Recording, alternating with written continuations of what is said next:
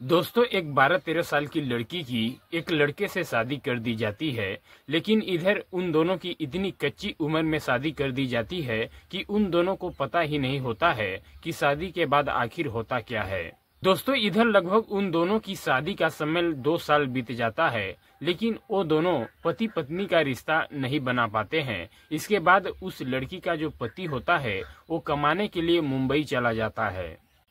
लेकिन दोस्तों, इधर वो मुंबई तो कमाने के लिए चला जाता है, लेकिन वो लगभग वहाँ 12-13 साल रह जाता है।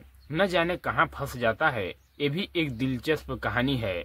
लेकिन इसके बाद उसको 13 साल बाद अपने घर की याद आती है, अपने पत्नी की याद आती है। फिर वो मुंबई से जब अपने घर आता है, तब तक उसकी जो पत्नी थी वो किसी दूसरे की हो चुकी होती है और उसके पत्नी को एक बच्चा भी हो जाता है। लेकिन दोस्तों, उसके बाद जो कुछ होता है बहुत अनोखा है। आइए इस वीडियो में हम लोग आगे जानते हैं कि आखिरकार होता क्या है। जानने से पहले आप सभी से वही एक छोटा सा रिक्वेस्ट है कि अभी तक आप लोग हमारे YouTube चैनल पर नए हैं और चैनल को सब्सक्राइब नहीं किए हैं तो प्लीज़ चैनल को सब्सक्राइब कर लें और वीडियो को लाइक शेयर कर दें दोस्तों, ताकि हमारा भी हौसला बढ़ता रहे। तो आप सभी को नमस्कार, जय सीताराम। हम संतोष कुमार, आप देख रहे हैं संतोष क्राइम सफर। दोस्तों, एक कहानी है उत्तर प्रदेश के संत कबीरनगर जिले की। एक गांव लगता है मेहदावल। उसी मेहदावल थाने के अंतर्गत का ही एक गांव लगता है। उसी गांव का रहने वाला एक लड़का होता है जिसका नाम होता है रामशरण। दोस्तों, ये सन 2001 की बात है।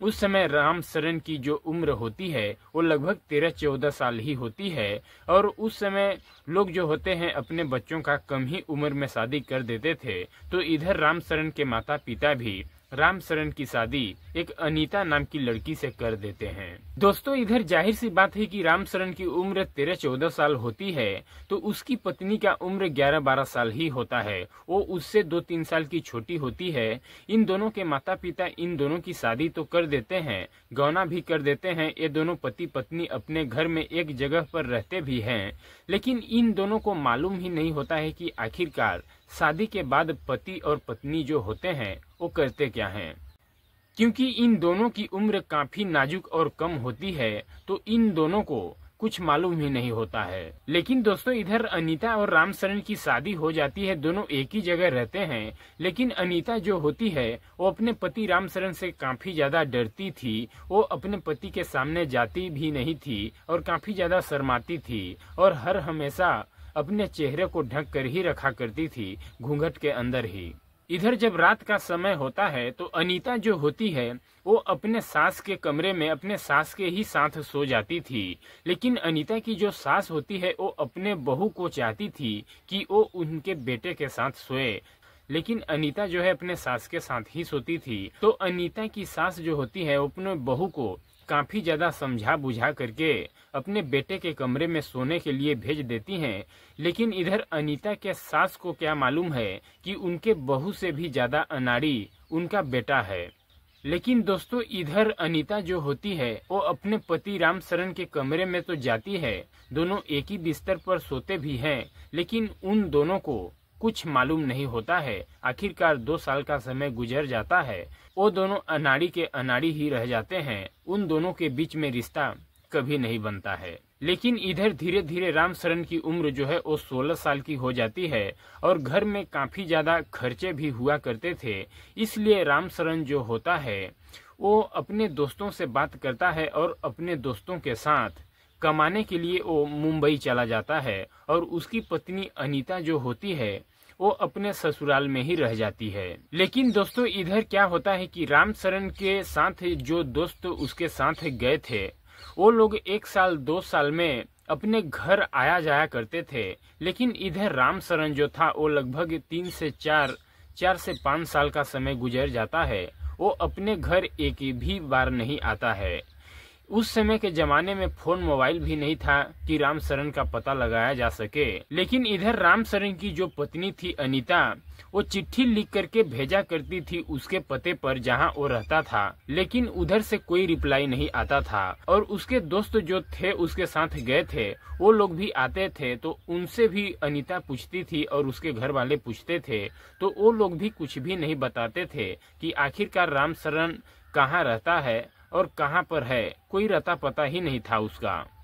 क्योंकि इधर अब समय जो है धीरे धीरे लगभग 8, 9, 10 साल का गुजर जाता है, लेकिन रामशरण के पते पर कई बार चिट्ठी लिख करके भेजा करते थे इधर से अनीता और अनीता के सास ससुर, लेकिन रामशरण का कोई पता नहीं चलता है। इधर अनीता को जब रामशरण छोड़ करके गया था तो उस समय अनीता की भी उम्र लगभग 12-13 साल की ही होती है, लेकिन अब इधर अनीता की भी उम्र जो है 24-25 साल की हो जाती है और रामशरण का अभी तक कोई पता नहीं चलता है। लेकिन दोस्तों इधर अनीता जो थी वो अब कहीं न कहीं उदास रहने लग जाती है, क्योंकि उसके पति का कोई पता नहीं होता है और गांव के आसपास के जो भी लोग होते हैं वो भी अनीता को अब ताने मारने लग गए थे कि इसका पति नहीं है, ये अपने पति को खा गई, मरवा दी, न जाने क्या क्या कहने लग जाते हैं। और आसपास के जिन लोगों की शादियां हुई थी अनीता के साथ उनके बाल बच्चे हो जाते हैं और इधर अनीता को भी अब जो है टेंशन होने लगती है, क्योंकि उसको भी अपना परिवार बढ़ाना था, उसको भी अपने पति की आवश्यकता थी, एक पति की जरूरत थी। लेकिन इधर अनीता के जो सास ससुर थे अनीता के साथ में, वो अपने बहू का काफी ज्यादा सपोर्ट किया करते थे, वो हमेशा अनीता के ही पक्ष में बोला करते थे। इसलिए वो अब सोचते हैं कि रामशरण जो था उसके 2 और भाई हुआ करते हैं घर में। रामशरण का ही एक छोटा भाई जिसका रामबरन है वो लगभग अनीता के ही उम्र का हो चुका था। तो अनीता के सास ससुर सोचते हैं कि अनीता की क्यों न शादी रामबरन से ही करा दिया जाए। तो इसके लिए अनीता के जो सास ससुर होते हैं वो रामबरन से पूछने के लिए जाते हैं। तो रामबरन से पूछते हैं कि अब तुम्हारे बड़े भाई का कोई रता पता नहीं है, तो तुम्हारी भाभी जो है अकेली रहती है, उदास रहती है, तो क्यों न अनीता की शादी तुम्हारे साथ करा दी जाए। इस बात पर जो रामबरन होता है वो शादी करने से मना कर देता है और अपने माता पिता से कहता है कि अभी के डेट में अभी हम अपने भाभी से शादी कर लेंगे, न जाने कल के समय में हमारे भैया वापस घर आ जाएंगे तो क्या होगा। लेकिन इधर रामबरन के जो माता पिता होते हैं वो रामबरन से कहते हैं कि वो अब कहाँ आएगा, उसको आना होता तो वो 10-12 साल का समय गुजर गया, क्या एक बार भी घर नहीं आता, न जाने कहाँ चला गया है, वो अब नहीं आएगा। इससे अच्छा है कि अनीता हमारा घर छोड़ करके कहीं और दूसरे जगह चला जाए, तुम उसके साथ शादी कर लो। दोस्तों फिर रामबरन जो होता है वो तो शादी करने के लिए तैयार हो जाता है। इसके बाद अनीता के जो सास ससुर होते हैं वो अनीता से जाकर के पूछते हैं, तो अनीता भी ये शादी करने के लिए पहले तो मना करती है, लेकिन वो भी समय की मारी हुई होती है, तो इसलिए वो भी आखिरकार शादी करने के लिए तैयार हो जाती है। इसके बाद दोस्तों जब दोनों तैयार हो जाते हैं शादी करने के लिए, तो आखिरकार रामबरन के जो माता पिता होते हैं वो रामबरन और अनीता की दोनों की उसी घर में शादी करा देते हैं। इसके बाद अनीता और रामबरन जो होते हैं वो मान लेते हैं कि अब जो रामशरण है वो इस दुनिया में नहीं है, इसलिए वो दोनों अब पति पत्नी के रूप में एकदम अच्छे से जीवन यापन करने लगते हैं। अब दोस्तों इधर समय धीरे धीरे गुजरता है और 1 साल का जैसे ही समय गुजर जाता है, अनीता जो है 1 साल के बाद एक बेटी को जन्म दे देती है। इधर एक बेटी जब जन्म अनीता दे देती है तो उसके सास ससुर काफ़ी ज़्यादा खुश हो जाते हैं और गांव के भी लोग जो होते हैं वो भी बहुत ज़्यादा खुश हो जाते हैं। और अनीता के सास ससुर जो होते हैं वो सब भूल जाते हैं कि रामशरण नाम का भी कोई व्यक्ति था। लेकिन दोस्तों इधर अनीता और रामबरन के शादी के लगभग 3 साल का समय गुजर जाता है। इसके बाद रामशरण जो होता है वो मुंबई कमाने गया था, वो कहीं पर फंसा हुआ था, इसलिए उसको 13 साल बाद अपने गांव की याद आती है और फिर वो अपने गांव संत कबीर नगर मेहदावल आता है। इधर दोस्तों रामशरण जैसे ही अपने गांव में आकर के बस से उतरता है, जब गांव के लोग और बच्चे रामशरण को देखते हैं तो काफी ज्यादा खुश हो जाते हैं और हल्ला गुल्ला करने लगते हैं कि रामशरण आ गया, रामशरण आ गया।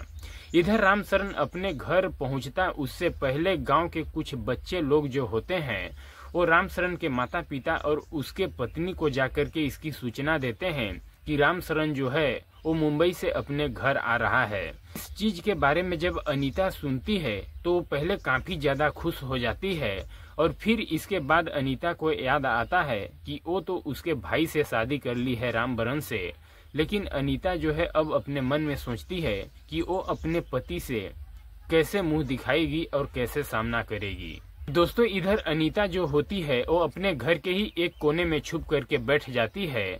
तब तक इधर रामशरण जो होता है वो अपने घर के आंगन में आ जाता है और जब रामशरण के माता पिता देखते हैं रामशरण को तो वो खुशी के मारे रोने लगते हैं और अपने बेटे को गले से लगा लेते हैं। और रामशरण को देखने के लिए रामशरण के ही गांव के अगल बगल के 10-20 लोग रामशरण के घर के आंगन में आकर के इकट्ठे हो जाते हैं। अब इधर रामशरण जो होता है उसको उसके माता पिता आंगन में बैठाते हैं और चाय पानी पिलाते हैं। इधर चाय पानी पी लेता है जब रामशरण, तो रामशरण की माँ जो होती है वो जाती है घर के अंदर और बच्ची को उठा करके लाती है और रामशरण के गोद में दे देती है।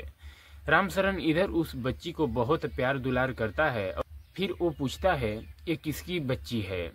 फिर उसकी माँ जो होती है रामशरण की वो कहती है कि ये रामबरन की बेटी है। अब दोस्तों, इधर रामशरण जो होता है अपने माँ से पूछता है कि हमारे छोटे भाई की शादी आप लोग कहाँ किए हैं, किस जगह पर किए हैं, उसकी पत्नी कहाँ पर है। इस बात पर रामशरण की माँ कहती है कि हमने रामबरन की शादी तुम्हारी ही पत्नी अनीता के साथ की है। इस बात को जब रामशरण सुनता है तो उसके पैरों तले से जमीन खिसक जाती है और वो कहता है कि आप लोग हमारे पत्नी से हमारे छोटे भाई की शादी कैसे करा दिए। इस बात पर रामशरण की माँ कहती है कि बेटा, तुम्हारी पत्नी की शादी हम ही लोगों ने कराया है रामबरन से, क्योंकि 12-13 साल का समय गुजर गया था, तुम्हारा कोई रता पता नहीं था, इसलिए वो जवान महिला कैसे रहती, कहाँ रह रही थी, कहीं दूसरे जगह चली जाती, इसलिए हम तुम्हारे छोटे भाई रामबरन को समझा बुझा करके उसकी शादी अनीता के साथ करा दी। अब तुमको जो कुछ भी सजा देना है वो सब हम लोगों को मंजूर है।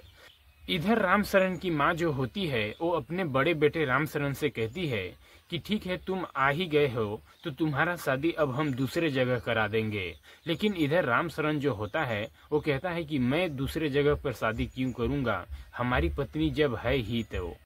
अब दोस्तों, गांव के भी लोग वहाँ पर होते हैं तो वो कहते हैं रामशरण से कि जब तुम्हारा छोटा भाई शादी कर लिया है अनीता के साथ तो अब वो कहाँ जाएगा, उसकी एक बच्ची भी है और इधर अनीता के आधार कार्ड पर भी अब उसके पति के जगह पर रामबरन का ही नाम लिखा है, तो वो अब कैसे होगा, कहाँ जाएगी। लेकिन इधर रामशरण जो होता है वो कहता है कि वो हमारी ही पत्नी रहेगी, वो हमारी ही है, हम अपने पत्नी के साथ अग्नि के साथ फेरे लिए हैं और पूरा रीति रिवाज से हमारी शादी हुई है, सारे रस्में निभाई हैं, इसलिए वो हमारी ही पत्नी रहेगी।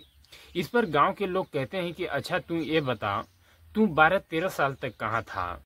इस बात पर रामशरण कहता है कि मुझे मुंबई में किसी ने बंधवा मजदूर बना रखा था, हमें बांध कर रखा था, वहाँ से छोड़ ही नहीं रहे थे और जबरदस्ती काम कराए जा रहे थे और फोन मोबाइल भी नहीं था और घर का किसी का नंबर भी नहीं था, इसलिए हम न आ सके, न तो फोन पर किसी से घर के लोगों से बात कर सके।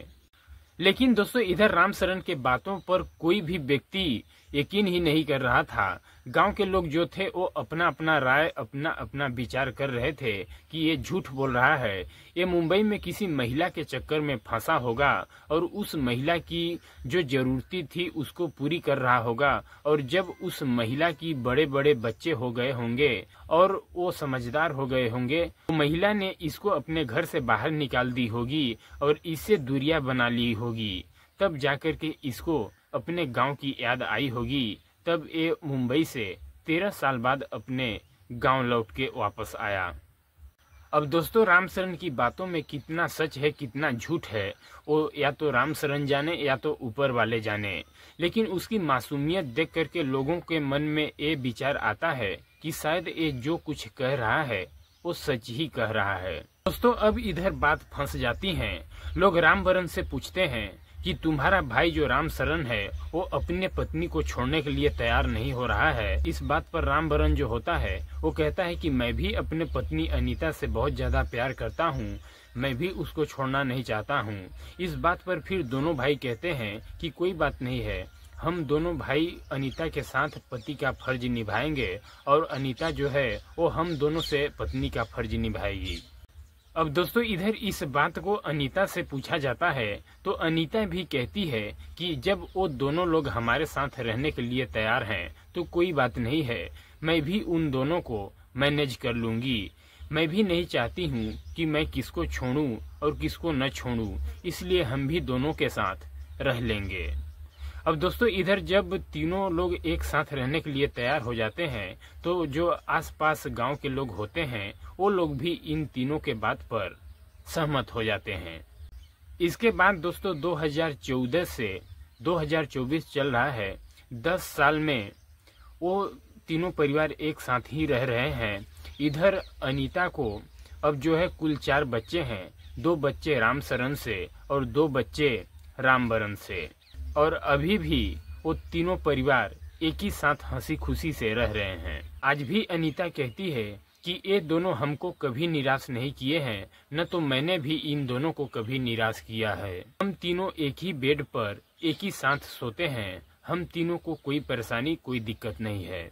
और अनीता कहती है कि गांव के लोग कुछ भी कहे हम लोगों के बारे में, लेकिन हम तीनों लोग काफी ज्यादा खुश रह रहे हैं।